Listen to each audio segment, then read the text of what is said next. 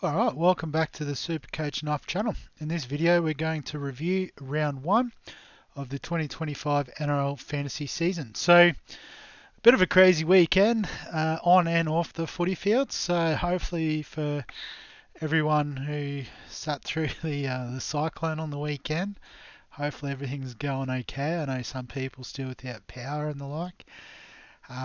Got pretty lucky myself. We were on a bit of a flood watch on Sunday night or Saturday night, Sunday morning sort of thing, but fortunately didn't have any water come through the house. It had electricity the whole time. So got to see most of the footy, which is good. Saw probably up to about half time of the Cowboys Seagulls game, and then the big storm sort of came, so we were sort of scrambling to grab a couple of things that we put out thinking was okay to put out, grab them back in. And then a lot of Sunday was flood watch, but come all right in the end. But daylight savings actually caught me in the end, and I sort of didn't get the first half of the Eels and Storm game. And then when I looked at the score, I thought, is it even worth watching? So ended up just doing some other stuff on Sunday. But enough about me and my life. We're here to talk about NRL Fantasy. So, round 1 scored an 866, which generally you'd be pretty stoked with for round 1. And I mean, the overall rank of 36,000 isn't ideal, but it is round 1. You know, this is the thing we've got to remember: is it's a marathon, not a sprint. So we might try and have a look at like the number 1 player, for example, and we'll see, you know, how the team's set up there. But going through my team first, Mamazelis, 35 points, I think. You know, this is sort of what we were expecting. So he's gone up about, was it 13k, something like that. I'll have to have a look. I can't remember all the numbers. 11k. So not the best, but you know, he's moving in the right direction. And the first game wasn't particularly gripping between them and the Dolphins. There was a few errors and stuff. It was a bit scrappy. So there is potential for upside in that score. But I guess the big in the middle strategy did work through the middle. Isaiah Yeo with 68, we already saw, was pretty good. But Terrell May was fantastic with 76. I didn't see how many minutes he played, so let's have a quick look. Match stats. Minutes played, 65 minutes. So, you know, if he can keep up that big minute roll, he's a lock for the season. And speaking of big minutes and locks for the season, Payne Haas. So glad I found the cash to get him in. An 81, which would have been our captaincy play if everything was perfect this week. But, you know, that's a fantastic return from the big man. He looks really good. I guess our edges, which are also middles, went okay. Obviously at their price we were hoping for a little bit more, but again, it's 1 week. There's no need to hit the panic button on Barnett or Hopgood. 49 and 47 is respectable in those positions. Cleary and Metcalf, obviously we spoke about last week. Purdue, obviously with the Cowboys struggling against the Eagles, and particularly Purdue sort of getting isolated against big Olakuatu every now and again, meant that he had a rough night. So did actually lose a bit of money, but it's not the end of the world in terms of Purdue in your sides, I believe. Rob Toyer, though, was fantastic. So 61, he's already made 48k, which is, you'd love to see that. So I think, you know, he's definitely one. If you haven't got him in, jump on him this week. Otherwise, it may be a bit too late. In a back 3, Kalen Ponga, 62 in a game, which again, there was a lot of errors. He basically coughed up a try. He should have gone himself. I think there was another one where he passed to Best, who should have scored, and Best tried to flick it on. Those sorts of things, sort of, you know, he could have been anything this week. So it looked like he was doing a lot of the kicking as well, which is super great for fantasy output. Iongi, a late try, I guess, boosting up his score to 28. But the Eels will be better throughout the season. You know, Melbourne round 1 is always pretty tough. And particularly, I guess, with Moses missing the first few weeks. I guess it means if you don't have him, you don't have to jump on straight away. You can sit and have a look. But I think he's one most people will want to have at some point this season. And Nwanga Tuasi with 37, pretty solid contribution for his first game. Again, and particularly with Toya, another team that was well beaten this week. But, these guys looked really good. So, if they can get the ball and probably, find some softer opposition, they're going to score pretty well. The dual position for Nwanga Tuasi is quite nice as well. Tom Duffy, so I guess in a team that's well beaten to score 39 is pretty good. Most of the kicking's going his way, which is nice. So add a bit of attacking upside into that, and we're cheering. So happy to have him. We can forgive the Cowboys' poor performance in week 1. Tom Gilbert, absolute machine, 65 points. Add him into the middles that play on the edge crew. Super stoked with these 6. I'm envisaging we'll spend most of the season with these guys. Obviously, a few will probably play Origin, and we may have to trade one out during that period, 1 or 2 even. But we'll just see how things fall into place for the time being. They're not going anywhere. Hubner looked pretty good on debut. I think there was a couple of misses and stuff, but also a couple of big tackles, and I think that's enough to give him a bit of an extended run in the squad. So I think at his price and starting lock, pretty good pick. Corey Pakes, a bit like Mamazelis, scoring a 30. A bit of a slow burn in terms of cash, but the minutes are solid. Scored a try as well, which did boost it, which is a little bit of a concern. But until we make a bit more cash and we can upgrade to a more keeper type hooker, we'll keep him just as a bit of insurance against HIAs and the like. Jack Cole we talked about last week. We had Brimson as our looper, didn't end up taking the 29, so got 33 from Pake, so right call there. Could have got Sanders Smith with a 44. So I think he scored a try and a try assist from memory, which sort of boosted his score. We'll just have a look at the match stats.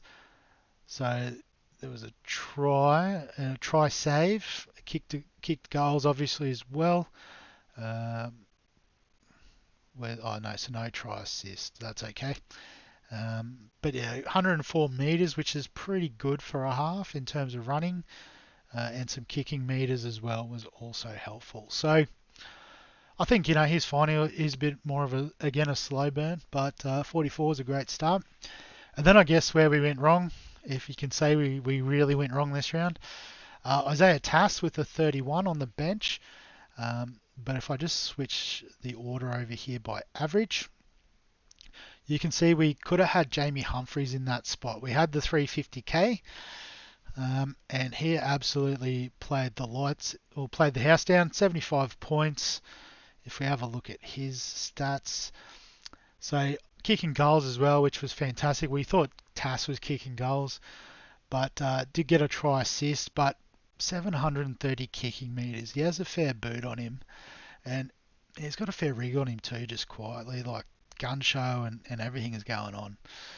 But considering there wasn't that much attacking stats, but he was really the dominant man. Cody Walker was sort of playing a more traditional 6 type role, which was really cool to see. And given how well he played, you think he's probably got the spot over Dodd, who's available this week. So if we had him, it'd be a lot easier. Obviously, he's gone up. I think it was about 50k we just saw. If I go back. Yes, he's gone up 53k, so we didn't have that much in the bank. So it does mean if we want to flip Tass to Humphries, we do have to do 2 trades. But we might talk about that in a bit. I guess the preview or the round review is more so about looking at how everyone's gone. So in the leagues, so it looks like I got 1 win out of 2. So the Supremas, Stephen's team, got me by about 60 points in the end. So having a look at his team, he went Isaiah Yeo, which was the right call for captain, I think. And I should have stuck with me gut. But Connor Watson with the 65, he looked like he got some good. I think he played 80 minutes in the end. May have been in part due to Victor Radley's head knock, but well done if you started with him. Hosking looks good on the edge, so could have maybe saved a bit of money and got some extra points there. Um, Dylan Lucas looks really good as well. Obviously playing on the edge, but you can get him at centre, which is nice. So it looks like he's looped Toya in as well with Stafford Toll, which is a pretty smart move actually. So that was a great move. But had Humphreys on the bench as well, so no wonder I didn't get up this week. Pretty good team there. Well done, Stephen. If I go to, can I go to all the fixtures? Here we go. So looking across the league, so 931. Looks like top was a 938 for Corn on the Cobbo. So pretty stiff opposition this week. Second highest scorer in the league. But Jackson just got him by about 7. So Watson at hooker. Horsburgh 57. I had Tom Gilbert. So great scores through the forwards. All 6 forwards scoring well. Had Captain Cleary, which is fine. Had Lucas and Toa combination. And also had Campbell on the bye. So who's he looped in there? So Tamale and Toya. So I guess with the news that Savage is going to miss a week or two, Tamale looks like a stronger pick than initially posed. So well done to anyone who started with him. Fantastic. So as I said, if we have a look, oh no, that's the actually. Sorry, before we do that, we'll look at the second league. So Tang's team. I don't know if I should say that on YouTube, the team name, but I don't hate it. It's just want people to have a look at this video. But pretty solid as well. I think I only got up by 15, no 17. Sorry, I can't do maths. But Max Plath was good with 62. Tarpany was a little bit down and is going to miss a week, so that's unfortunate. Olaquatu was massive, 69 points on the edge. Ruben Garrick with 55, so obviously he featured in my team pre-season, but went a different way in the end. Tommy Turbo with just 56 for how dominant he was. His Supercoach score was well above that. I think Ponga was the better pick. So happy with that, but nice pod. And then he had Tamale. I don't think got Toya's points, just having a look through the team, so that's a bit stiff. But then also has a couple of cheapies there. So I guess long term that can potentially hinder your upgrades if you're not making cash in these first few rounds. If we go back to all the fixtures for the second league, so a 970 for Fatality, Phil's team. So that's a massive start to the season. So he had Harry Grant with 40, Captain Dio, had May, Corsborough, Hosking, Preston, 42 is not too bad considering didn't see a lot of the ball on the right edge. Must have had a good bench. Yeah, so I had Watson on the bench, Humphreys, Jesse Arthurs. So I could have gone for him as well over Tass. So yeah, definitely wasn't the right call there. But yeah, some solid scores. No real misses there, which is nice. Probably Metcalf, Yongi, which is what most people had anyway. So good work there, Phil. But yeah, as I was alluding to, like if you're looking at the rank and thinking, oh, 36k, that's pretty average, and I'm almost 200 points off the number 1 team. If you have a look at their team, it's not the worst. Connor Watson scored well. Haas's captain was nice. Lucas and Bateman on the edge is solid. But probably where it starts to let itself down a bit is in the reserves. The likes of carrying Tungo and Purdue. I mean, I've got Purdue, so I can't be too critical. But Givjeski, he scored a try to get to that 43. Will he score a try every week? That sort of thing. So it's not the worst team by any stretch, but these players would have to perform every week, and we know Arthur's traditionally isn't a massive scorer. Like Tommy Dearden for 550k probably could have spent that money a little bit better. So it's far from perfect, but he's number one. So who am I to judge? Great work, Harley, leader in the clubhouse at the moment. So I guess like I said, initial reactions is trying to get Humphreys in would be nice. How we do that, I'm not too sure. Do we trade Metcalf? Off the back of one bad performance, I wouldn't think so. Because I definitely rate his job security over Humphreys. But we could look at it just to see. Like I said, it's not something I'm a big fan of. But it does make it one trade, which is nice and simple. And we can try and bank some trades. I'm definitely not trying to use two trades every round like some people to try and get ahead. I want to try to use them a little bit more tactically. But I guess we can have a look at the options for TAS because, like I said, I didn't really like the pick, and it definitely should have been Humphreys in hindsight. But it is what it is. So players we can afford. So we could get on Shibasaki or Arthurs. Both, looked good. The Broncos do look good. We could go with Tamale. Ironically, they're all playing each other this week, so that'll be interesting. Hamish Stewart's one I'm interested in. Looked like a bit of a jet off the bench. And with the news that Ryan Couchman's probably out for the year, could only go to solidify his spot in that rotation. We're not expecting, him to become a keeper, but I think there's some good cash gen there. Fiketti, big minutes off the bench, so could be another one potentially. Outside of that, don't know if there's anything too interesting at this point. So, Guyman making a bit of cash yesterday is nice. But nothing particularly stands out. So, might just depend on team lists. If there's like a rookie comes in, bottom dollar, we can make some money. But we may just have to sort of use TAS as an emergency option at the moment. His job security has improved a bit given Munro looks like he's missing with the collarbone again. So I don't think they can go without him. But I suppose the other thing is if we do want to go TAS to Humphreys, we do have to find 44k. So it's a question of who do you want to potentially get rid of. Realistically, there's no one else I'm really ready to cut ties with at this point. Maybe if it had to be someone, it would be Pakes. But I haven't looked into this too closely. But Riley Smith got some good minutes. So only made 3k, only scored 21 points. But remember, they were well beaten. Actually, I'll try and have a look at his stats if I can.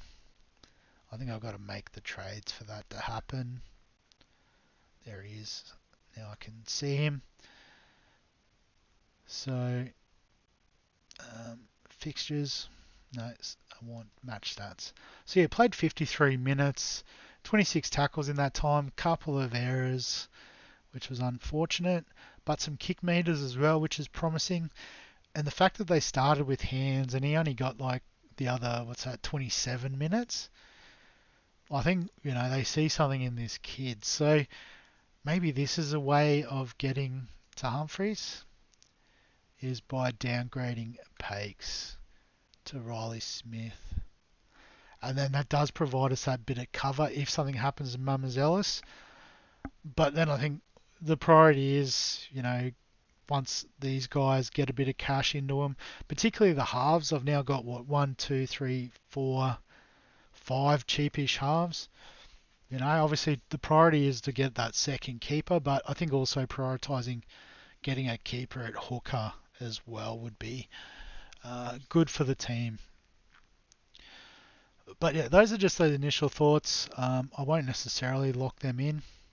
So I'm going to roll back the team. And we've obviously got team lists to come tomorrow. We'll get on Thursday and have a look at the round preview. get on footy stats and look at the popular trade-ins, trade-outs, and obviously lock in what we're going to do. But yeah, I guess if you've got any questions, comments, thoughts, feel free to add them below this video. Give us a like if you enjoy the NRL Fantasy content. Subscribe for all the fantasy sports content on the channel. And other than that, we'll catch you in the next one.